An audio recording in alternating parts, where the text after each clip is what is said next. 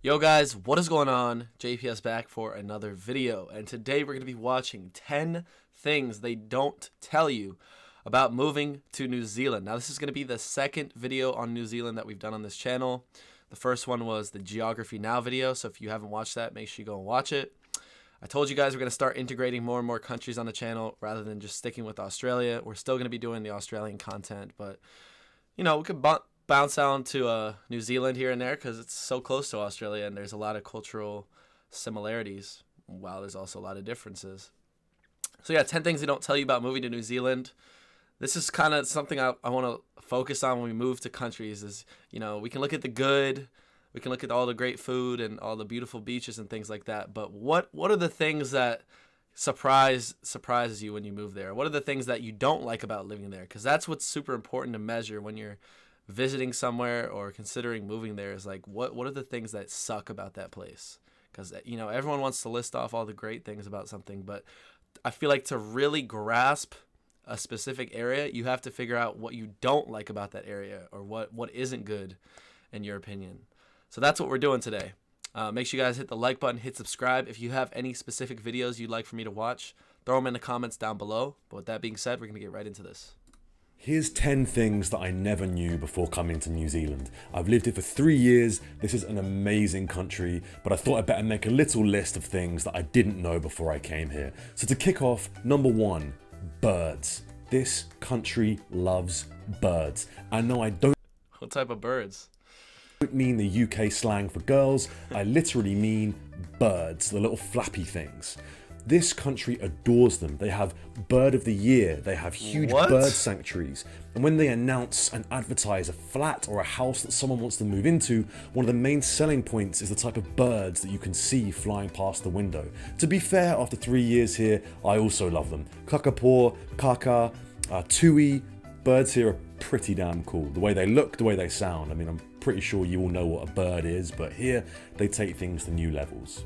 Number 2. That is really interesting, but those birds did look cool. I've never seen birds like that, but wow. Selling points of a house? I know how you I don't know about the birds in Australia. The only birds I've seen are the ones like attacking people as they're running away from them. Pies. They love, and I mean love, pies in New Zealand. But I'm not talking like the big, you know, meat, gravy, mashed potato pies. I'm talking about little pies. You go into a shop, they will have at the front a desk of hot pies, a counter of hot pies. You pull one out, it's in a little packet, you open it, and you walk along the street eating a pie. Don't ever try and eat a pie with a knife and fork. I learned that the hard way. Everyone will make fun of you, so don't do it. Next, it's coffee. Pies. Wow. Like the little mince pies and things. That's what's popular in the UK, so coffee. New Zealand takes its coffee so seriously. So does Australia. And for good reason, because it is amazing. New Zealand has some of the best coffee in the world. I'm being deadly serious. In Wellington, the capital, there is only one Starbucks, and that speaks for itself. Wow. The independent places are so good. So if you want good coffee, New Zealand is the place to go. Next, it's the sense of humor. Kiwis have an amazing sense of humor. It's quite like English humor or British humor in the sense that a lot of it revolves around making fun of people or just being a little bit sarcastic, kind of mean or a little bit down. But it's just amazing. It's very funny. I love that. No harm is meant by it whatsoever. Kiwis are warm, friendly people, and the sense of humor is fantastic. Weather. The weather in New Zealand sort of makes me want to die. It's so cold, it's so rainy. Summer can be great for sure. Summer can get really hot, but it snows. It snowed last night in Wellington for the first time in about 10 years, so it doesn't snow, so we'll just scratch that bit. But it does rain, and Wellington is so windy. Auckland rains a lot as well. It's a little bit more humid. Some of the weather far north is quite tropical, but honestly, it's not Australia. Number 6. Bro, see, I would have to be in the far north. I cannot, and I mean I cannot live in an area that's constantly gloomy, cloudy, rainy. There has to be some type of happy medium with that, because my mood is directly, it goes with the weather. If there is a rainy, cloudy day, I'm feeling terrible that day. I'm sad, all of that. And it's not just because I say that. Like, I've tried to do things to get out of that mode. It just happens. When it's sunny, nice little bright sky, bright sun, blue sky, I have the best mood. So the weather does matter, guys. Kiwi onion dip. Just trust me on this one. Kiwis have a dip that they make. So it's Nestle reduced cream and onion soup powder.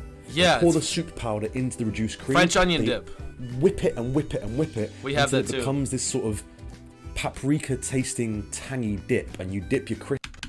So it's Nestle Reduced cream. Paprika tasting tangy dip, and you dip your crisps in there, or chippies as they like to call them. I can't call them chippies. That's so cringe. Oh my. We have the exact same thing in the United States. It's called French onion dip. Super good. Yep. You dip the Ruffles, the little potato chips in them. My God. But honestly, kiwi onion dip. Maybe it's a little kind different. of weird, but also kind of delicious. In New Zealand, Supermarkets here, it looks the same they're thing. not great. Restaurants are pretty good. New Zealand punches well above its weight when it comes to restaurants. But supermarkets, oh my God, the range is bad. The expense, the cost of supermarkets, yeah, it's pretty bad. So supermarkets in New Zealand, I'm afraid to say, they're not great.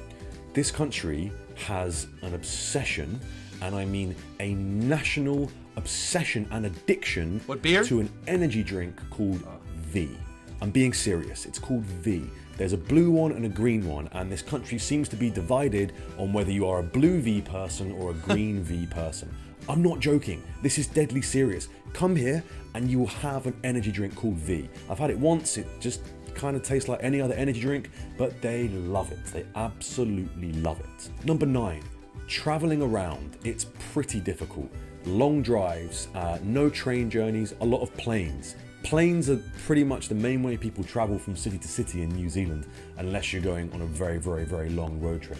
And just in case you didn't know, the distance between the North Island and the South Island is pretty vast. The ferry takes around 3.5 hours, so it's no wonder that a lot of people choose to fly. And finally, 3 hours is a long time? That's not vast at all.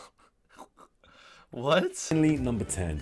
One of the most amazing things about New Zealand is its indigenous culture. The people of New Zealand, the Māori people, are absolutely incredible. It's been so humbling and so educational to learn about. There is so much culture you would not believe. So hopefully you take these tips, you go to New Zealand. It's an amazing place. It's weird, it's funny, it's cool. Just go there and see all this for yourself and more. Okay, that was a really good video. I felt like there was a lot of honesty and transparency in this video. Like it was like he's talking to you as if you're a friend or like a tourist who's about to go. So, yeah, the French onion dip we have. I found that, I mean, I guess it's all about perspective when it comes to travel times, because maybe 3 hours is really long for New Zealand, since it's, a bit more condensed than what I'm used to in the United States, where it takes 3 days to travel from the east to west coast by car. So, yeah, other than that, though, thought it was a great video. Would love to visit New Zealand someday. Seems like a beautiful country. All those movies shot in New Zealand, just the landscape is always just gets to me. So beautiful. And again, like you said, the Maori people and their indigenous practices, the dance. I forgot what it's called, and I don't want to butcher it, so I'm not even going to try. But yeah, we all know what I'm talking about. That dance is fire. And the dance is, because there's a bunch of them. But yeah, that's really all I got to say. Make sure you guys hit the like button, hit subscribe, and I will catch you all in the next one. Peace.